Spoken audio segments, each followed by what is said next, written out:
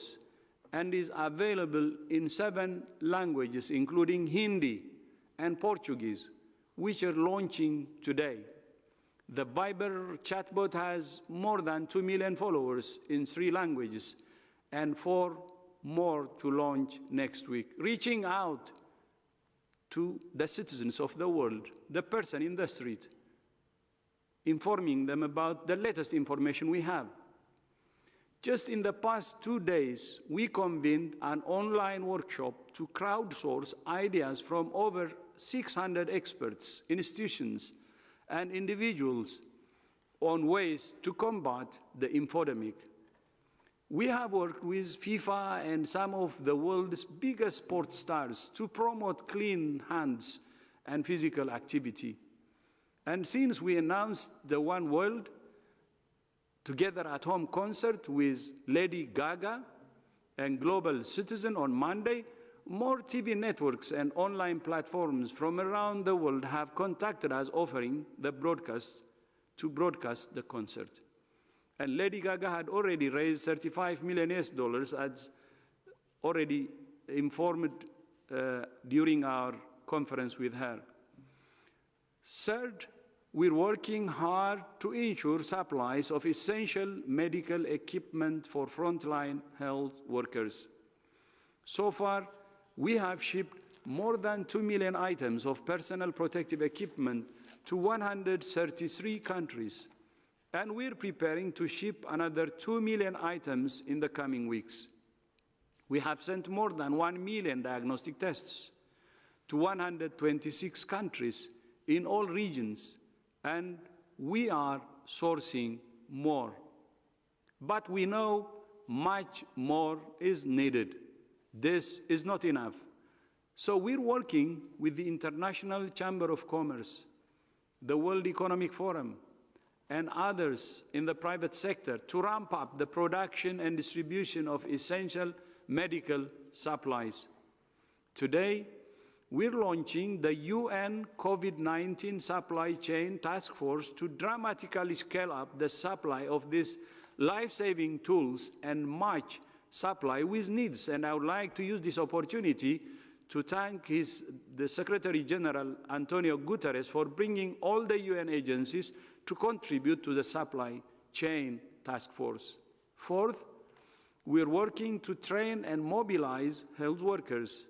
More than 1.2 million people have enrolled in 6 courses in 43 languages on our openwho.org platform. Our target is to train tens of millions, and we have all the readiness to train tens of millions, hundreds of millions. Experts have been deployed around the world through WHO's Global Outbreak Alert and Response Network and our Emergency Medical Teams platform. And fifth, we have accelerated research and development. In early February, we brought more than 400 of the world's leading researchers together to identify and accelerate research priorities. We launched the Solidarity Trial with more than 90 countries globally working together to find effective therapeutics as soon as possible. To better understand the transmission, epidemiology, and clinical features of the virus, we have developed research protocols that are being used in more than 40 countries in a coordinated way. We're working with FIND to accelerate development and access to diagnostics. Today, 130 scientists, funders, and manufacturers from around the world have signed a statement committing to work with WHO to speed the development of a vaccine against COVID-19. Of course, WHO is not alone. UN is not alone. Every day, we work with thousands of partners in the government, academia, the private sector, civil society, and more. There are many, many other things WHO has done in the past 100 days that I haven't mentioned. These 5 pillars will continue to be the foundation of our work. In the coming days, WHO will be releasing an updated strategy and a revised strategic preparedness and response plan with an estimate of the financial needs for the next phase of the response. Throughout, our focus has been on working with countries and with partners to bring the world together to confront this common threat together. We're especially concerned with protecting the world's poorest and most vulnerable, not just in the poorest countries, but in all countries. For the past 100 days, our unwavering commitment has been to serve all people of the world with equity, objectivity, and neutrality. And that will continue to be our sole focus in the days, weeks, and months ahead. Finally, this is a special time of year for Christians, Jews, and Muslims around the world. Today, WHO has published practical considerations and recommendations for faith-based communities. We know that COVID-19 means billions of believers are not able to celebrate in the way we usually would. But we wish everyone a safe and joyful Easter, Passover, and Ramadan. Thank you.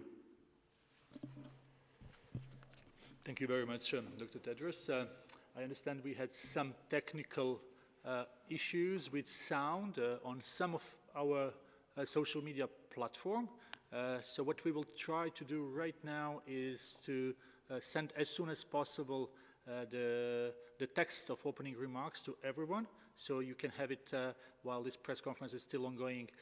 It seems that journalists who are watching us on Zoom didn't have those issues, so they were able to listen to us. In any case, we will have at the end of the briefing full audio file as well, but again, as I said, we will try to send immediately right now opening remarks to our global media list. We will now start with questions, and first we will go to John Cohen from Science. Can you hear me? Yes, John, please go ahead. Thank you. This is for Director General Tedros. I'd like to get your response to President Trump's threat yesterday to cut funding to WHO, and specifically to the 3 complaints he had, which were that WHO criticized the travel ban to China, and that WHO could have called this earlier and probably did know, he said, and also that WHO was very China-centric. Could you respond to each of those? Thank you. Thank you so much. As you know, WHO has been doing all it can since the beginning. And as I said it in my statement, tomorrow will be 100 days since we were notified of the outbreak. And it's very tragic that we lost many, many lives.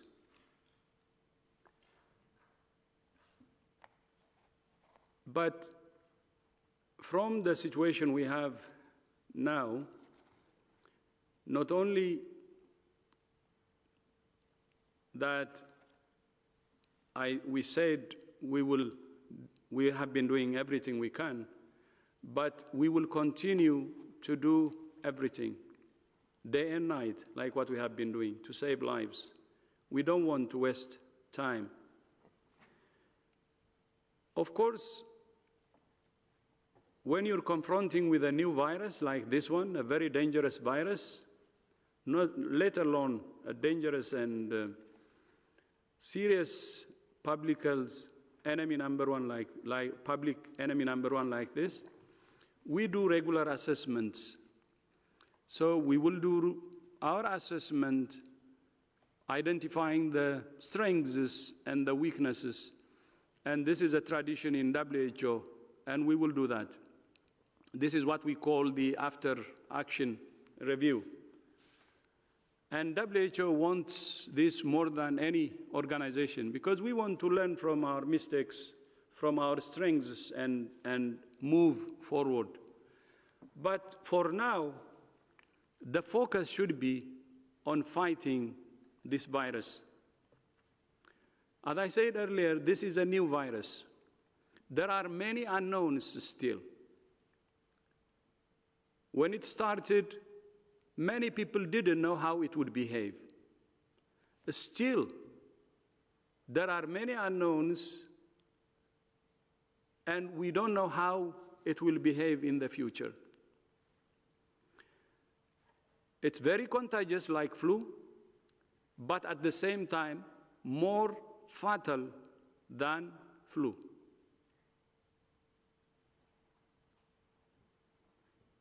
And if you remember, that's why on February 11, we called it public enemy number one. This is 12, 13 days after we declared the global emergency. I will suggest two things to the world. Number one, at national level, we should be able to work across party lines, across phases, across other differences that we have, across ideology. When there is a crack at the national level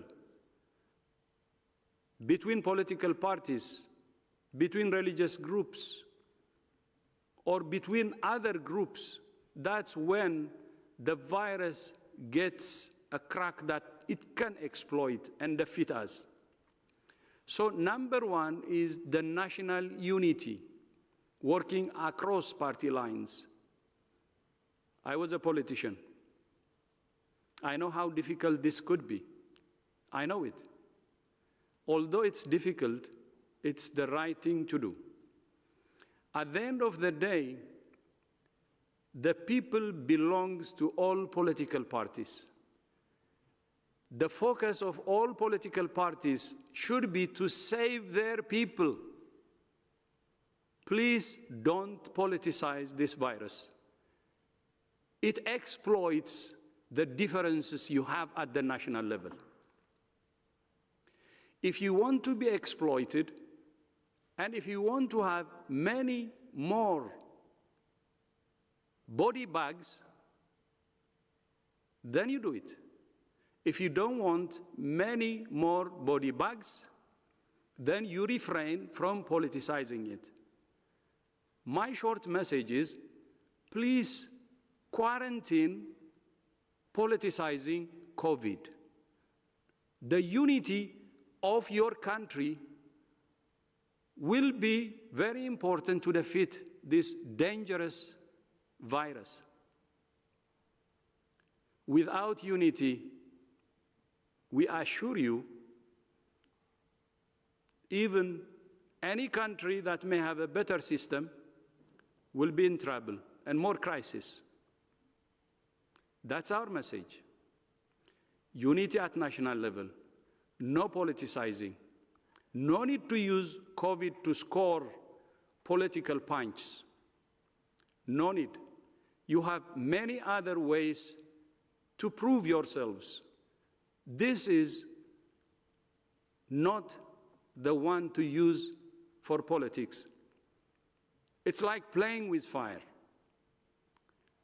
So more than ever before, national unity is important if we care about our people,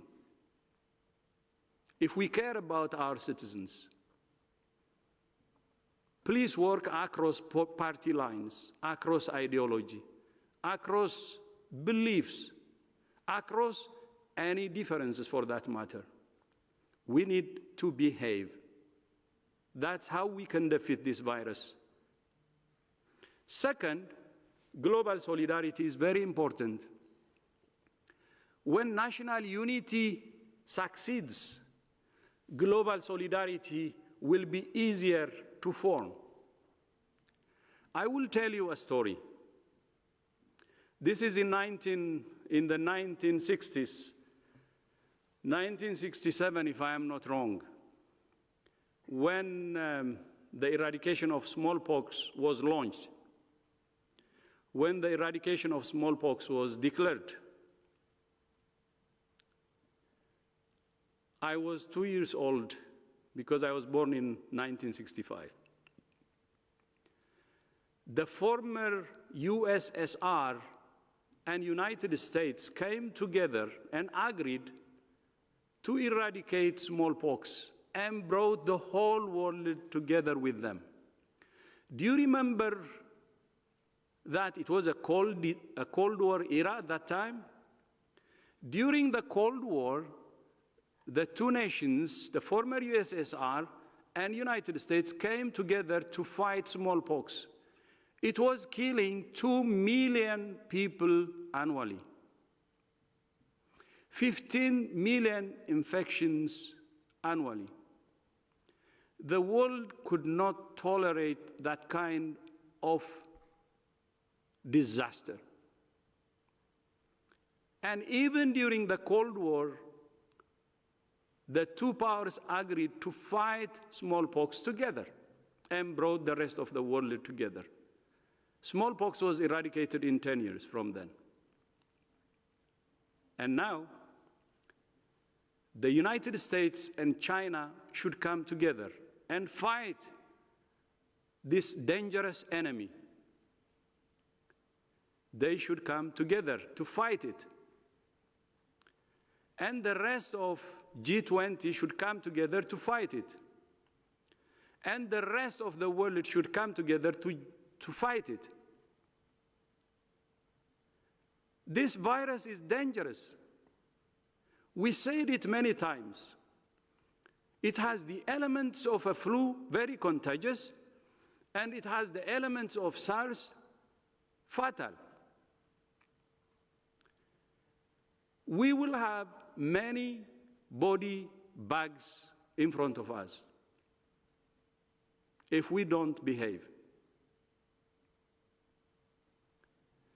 When there are cracks at national level and global level, that's when the virus succeeds. For God's sake, we have lost more than 60,000 citizens of the world. Even 1% is precious, whether it's young or old. More than 1 million cases. What are we doing? Is this not enough? It's more than enough. Even the death of 1% is a disaster when we can prevent it. So my advice, 3 things. Please, unity at national level. No using COVID for political punches. And then second, honest solidarity at global level. And honest leadership from the US and China. Like the Cold War, we have less problems compared to Cold War. Those who have differences should join hands to fight it.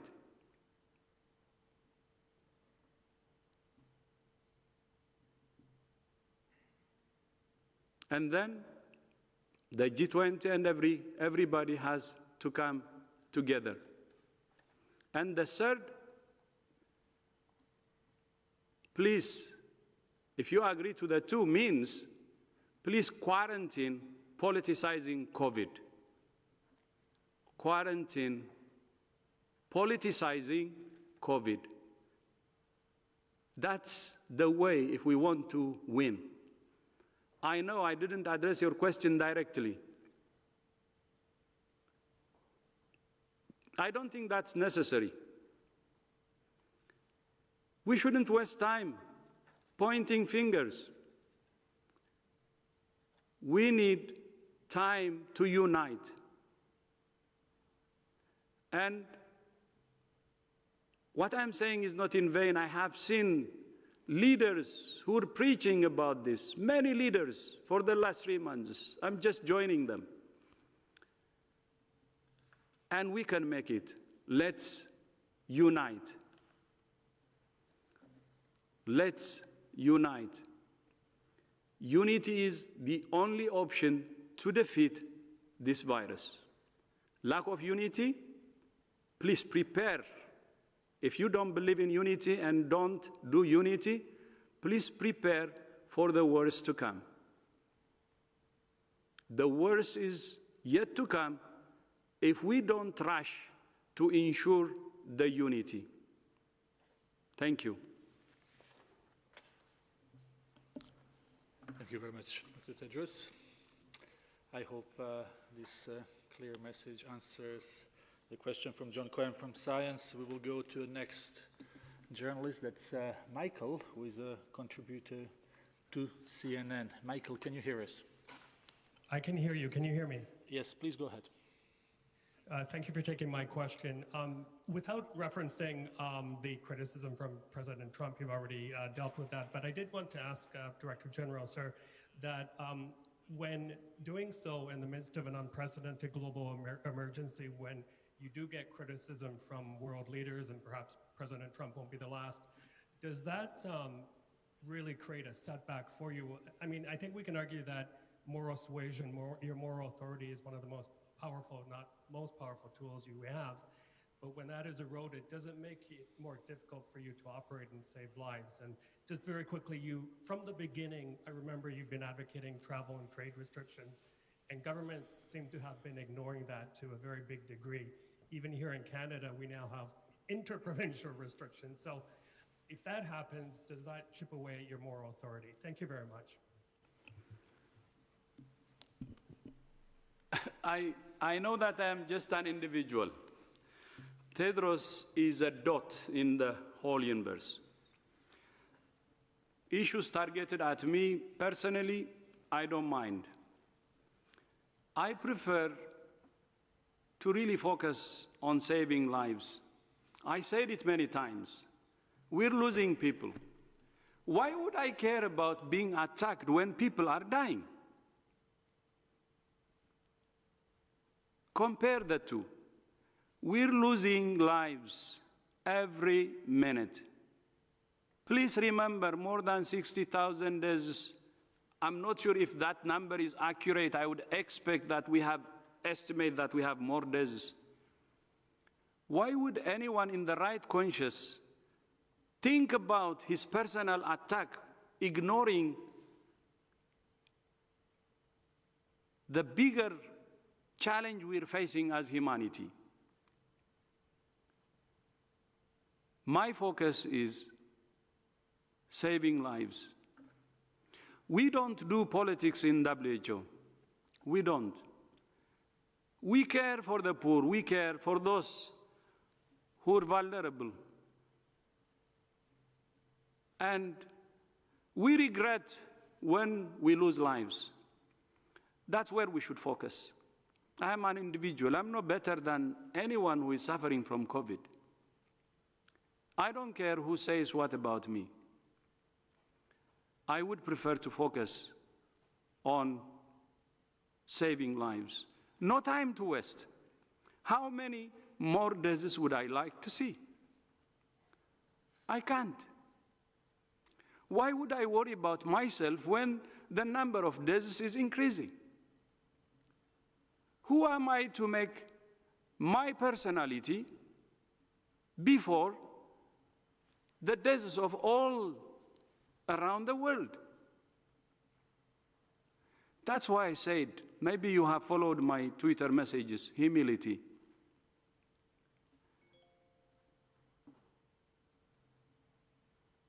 And compassion. And care. And big heart for those who are suffering and for the families who have lost their loved ones. I can tell you personal attacks that has been going on for more than 2-3 months. Abuses,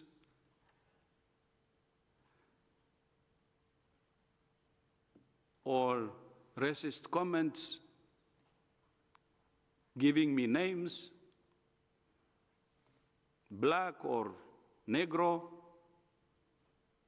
I'm proud of being black or proud of being Negro, because that Negro is black, black is black, and I'm proud. I don't care, to be honest. And thank you for asking that question. Maybe for the first time I would make this public. Even death threat, I don't give a damn, because it's personally targeted to me. 3 months in the same situation. What makes me sad is, I said it last presser, when the whole black community was insulted, when Africa was insulted, then I don't tolerate. Then I say people are crossing the line. When it's personal, even death threat, I didn't care. I didn't even respond. When, as community, people start to insult us, that's enough. That's enough. We cannot tolerate that. But since I don't have any inferiority complex when I am personally affected or attacked by racial slurs, I don't care, because I am a very proud black person or Negro. I don't care being called even Negro. I am. That's what came from some quarters. And if you want me to be specific, 3 months ago, this attack came from Taiwan. We need to be honest. I will be straight today. From Taiwan. And Taiwan, the foreign ministry also, they know the campaign. They didn't dissociate themselves. They even started criticizing me in the middle of all that insult and slur. But I didn't care. 3 months. I say it today because it's enough. But still, they can continue. I don't care. Because what I care is when humanity is insulted, when we don't care, when we have more than 60,000 body bags. I care when the crosses are lined and when black community is insulted as community. So it's not personal. I tolerated 3 months and I can tolerate 3 years, 30 years, 300 years. No problem if it's personal, if it's targeted to Tedros. But I assure you, we will do everything right in WHO. We will do everything that we can to serve humanity. We will do everything that will help us to have no regrets at all. But in that process, we may make mistakes. We're not angels. We are human beings. So we make mistakes like other human beings. That's why I said we will do assessment, we will see our weaknesses, we will see our strengths. Let's care about each and every individual, the human being. And I will repeat again, we need national unity. Unity across party lines. Let's not use this COVID to attack party or another opponent. We need global solidarity. The most powerful should lead the way. And please quarantine COVID politics. That's what we want.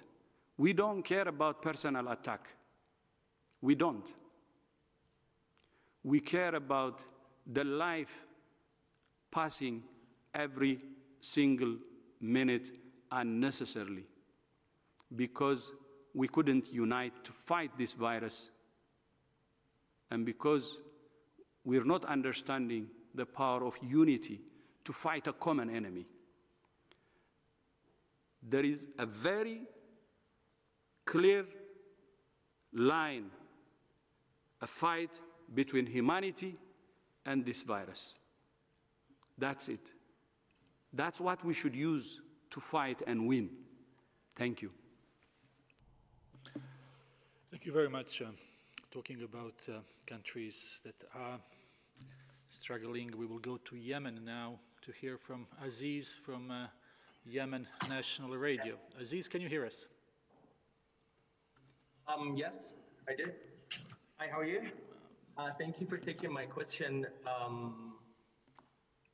I don't know where to start, but let's talk about Yemen for an instant. What's the plan going there? What's going on? I've, I've reached to the envoy, and it was very hard. Numbers are not correct. Emails are not correct. The page that sourced the information for the citizens actually is written as shopping for motorcycles. So it's such a lot of effort that has been made by the WHO, but it's kind of not realistic for Yemen to have no cases at all, or maybe the Yemenis have some genetics that works for this. So can you tell me more about the plan that is implemented in Yemen, and how is it 27 million, around 27 million, and only 600 tests are available?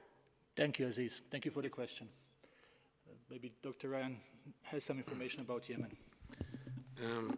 We'll certainly provide more, but Dr. Altaf Buzani is our country representative there. Altaf is a highly experienced public health leader, previously worked in Iraq, and he's working very closely with Lisa Grande, the UN humanitarian coordinator there. Yemen, as you know, and again, my sympathies for the people in every part of Yemen.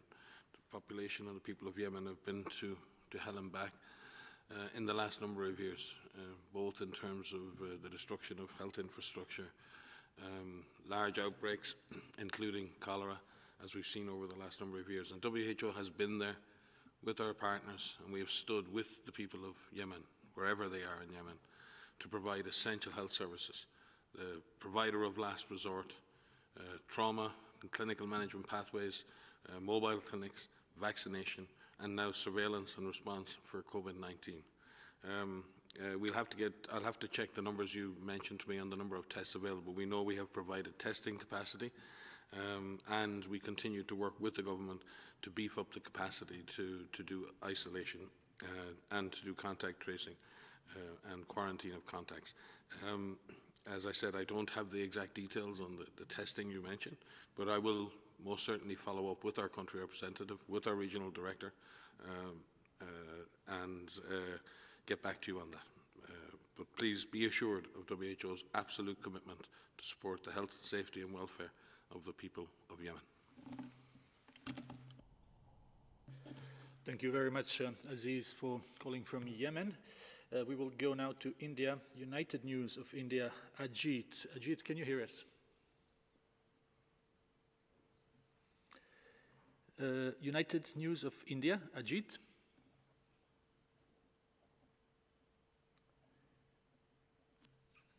I'm afraid we don't have. Let me try one more time. Yes, Ajit, can you hear us now? Yeah. Can you hear me now? Yes, please go ahead. Sorry for this. My question is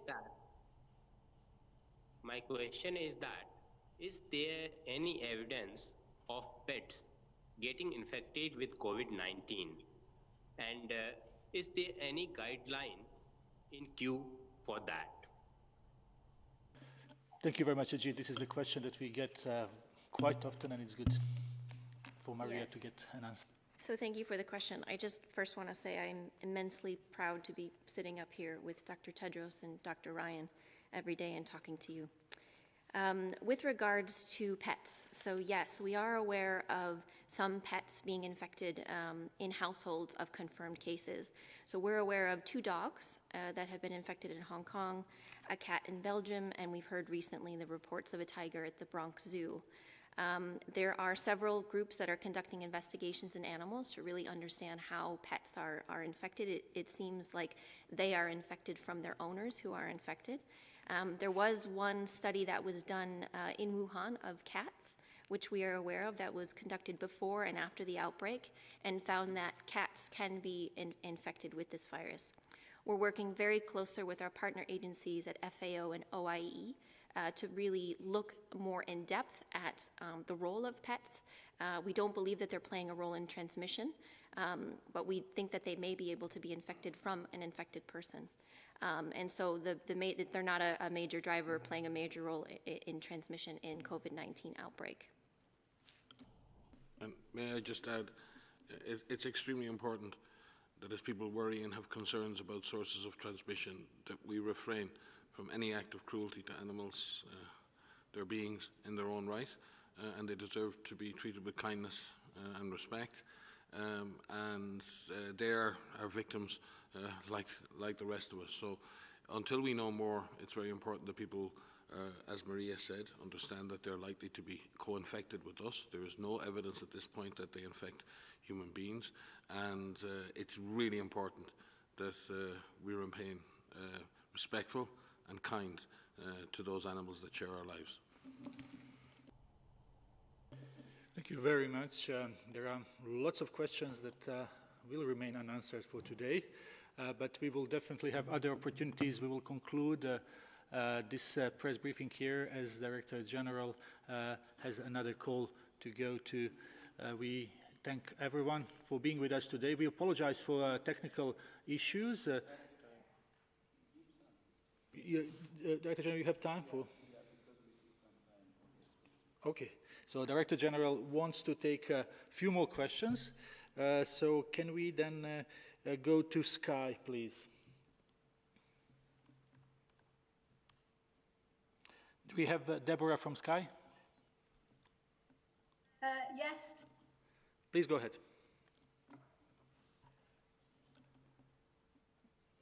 Can you hear me? Yes, Deborah, please go ahead. Thank you so much for the opportunity. Oh, hold on a second. Director General, obviously you've been asked quite significantly about the comments made by President Trump yesterday, but could you just address the specific concern? It's not just been raised by President Trump, but also by officials privately in the West, including in the UK, a concern that maybe you're a bit too close to China. China supported your appointment when you ran to be Director General, and that perhaps coloured your approach, coloured your view when you were initially in the early stages responding to the crisis in Wuhan, and perhaps you weren't questioning enough of the assurances being given by the Chinese authorities and their figures, their statistics, the fact that their statistics in terms even now of the death rate are so different to, for example, in the United States. How do you respond to that, please? Yeah, thank you. Thank you so much. First of all, I have a recommendation to the media. When I say we have to quarantine politicizing, I have to also recognize the role of the media in some countries, adding fuel to the fire and politicizing too. Please mobilize the whole world to fight against a common enemy, an invisible enemy. That's number one. And coming to the question you said, we're close to every nation. We're colorblind. We're, what do you call it, wealth blind. We don't see. For us, rich and poor is the same. For us, weak and strong is the same. For us, small and big is the same. For us, people who are in the south or in the north, east or west are the same. I will tell you a story. When I appointed my chief nursing officer of the whole wide world,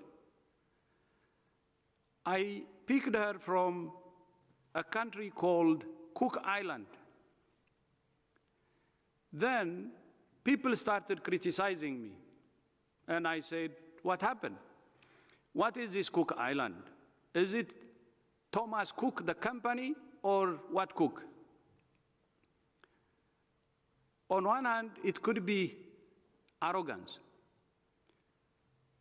On the other hand, it could be ignorance. Ignorance could be okay, you can correct it. But I was so sad when I saw arrogance. in it. The arrogance part is people didn't want to have a chief nursing officer of the whole wide world from a small country like Cook Island, which is only 10,000, a chief nursing officer.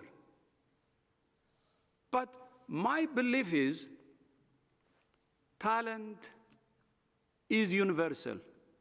Opportunity is not.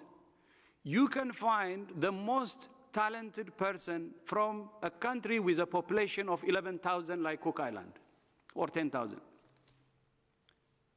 So we work with Cook Island, 10,000 population. We work with China, 1.4 billion population.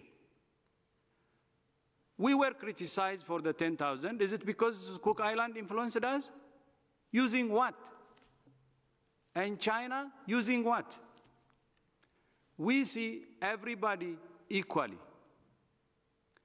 We want to see everybody equally. That's what we want, that's what we do. Because we belong to all member states equally. We don't want to create differences between our member states. We would like to see all of them through a very similar principle, identical. I hope the Cook Island story will tell you loads and loads. So we respect every nation.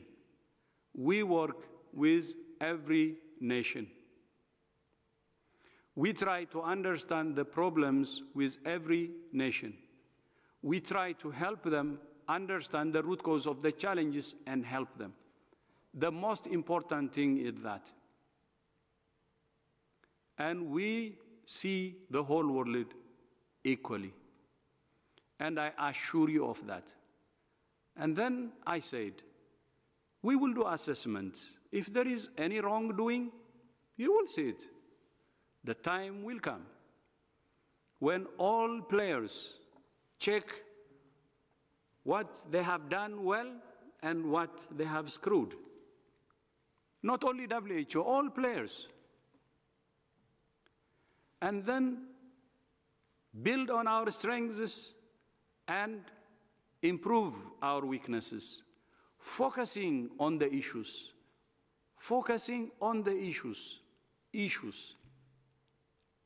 and making this world a better world. So the most important message now is, let's fight hard. I said it many times. Let's fight like hell to suppress and control this virus. It's dangerous. We need unity. And again, I remind, including the media, in even developed countries, please advocate for unity and help to bring this virus to its knees. It's dangerous. Let's not continue to play with fire. It's a dangerous fire like bushfire. It jumps. It grows exponentially. Many behaviors that is unknown to this virus. Still, we will have more surprises. High-income countries were surprised. And we're worried about Africa now. Our continent, my continent. It behaves in a way that sometimes we don't know because it's a new virus. So let's bring our energy together and fight it, fight hard. And with that unity, with unity and human spirit, it can be defeated. Otherwise, with the way we're doing now, I think we will regret it. Thank you. Okay, we will try to have one more, obviously, unless Director General tells otherwise. We will go to our friend Bianca Retier from Global. Bianca, can you hear us? Hi, Tarek. Yes. Can you hear me? Yes, Bianca, please go ahead. Yes, I would like to know from Dr. Tedros, what would be the consequence in the case the US government puts contributions on hold, as he promised? Sorry. The question is, what would be the consequences if the funding would stop? I think I have answered that question. Let's go above whatever specific issues you're raising. I'm asking for a bigger agenda. Let's go to a higher level. With unity, with solidarity at national level, global level, resources will not be a problem. We're asking to quarantine politicizing. We're asking for a genuine solidarity. So what's resource? It will come from all, including the US. It will. By the way, I would like to use this opportunity to thank the US for its generous support so far. I have known the US generosity when I was a minister in Ethiopia, health minister. When the HIV pandemic was ravaging the world, and especially Africa, when many were dying, schools closing, families losing hope. As a result, nations losing hope. And I remember then the intervention from the US, from President Bush, when he started PEPFAR, that saved millions of lives, brought hope to families, brought hope to nations, brought hope to the world. Not only PEPFAR, but a third of global fund contribution is from the US. And that goes into HIV too. And in the US, supporting global health has been a bipartisan position. What I believe is it will continue that way, because I have seen it at country level working well, and global level also working well. So that's what I believe. US will continue to contribute its share. Other countries will do the same. And my experience has always been a bipartisan position. And that's what I expect now. But I use this opportunity to thank and appreciate the people and government of the US for their generous support. And we're very grateful for that, and the world is grateful. And the world is getting smaller and smaller. We need more solidarity and unity more than ever before. It has come, the need for solidarity has come even more important than ever before. Anything that starts in one place affects the whole world. We cannot live in our nation-state boundaries. We can't. Globalization is a must. Something we should accept, we have accepted, and live with. But that means interdependence and helping each other. And that's what I see in the US, what I hope and believe also will continue to be the case. I thank you. Thank you, Director General. Dr. Tedros, you have a call, but obviously it's up to you. But I think that so I go, and my colleagues can continue to have the, or we close? I think we can close here because colleagues have as well something to do. So we will close this press conference with this. I think we were all inspired by powerful words of our Director General today. We already sent you the his opening remarks. For those who have been watching on Twitter, Facebook, and other platforms and were not able to listen, this has been sent to our global media list, and we will do the same with the audio file, as well as some other news from WHO offices around the world. Thank you very much, and we will inform you about the next press briefing. Have a nice evening.